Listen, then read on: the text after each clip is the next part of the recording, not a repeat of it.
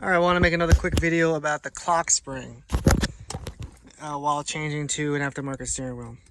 So my last car, I cut the clock spring here, but it turns out you don't have to do that. It turns out the plugs, so one plug is for two different harnesses. I think this is for the one's for the audio and the horn. I'm not sure what the other one's for. And then this is for the airbag, which I ended up cutting here and putting a resistor on it for the airbag, so the airbag light doesn't come off. This is like an energy resistor. I forget how many ohms. But here's the clock spring. And these, instead of cutting these, you can leave it, and they're right here.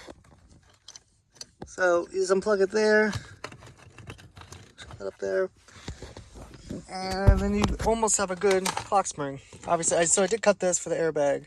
But if you ever really need to install this again, you got these two wires left. On this side, this was the airbag.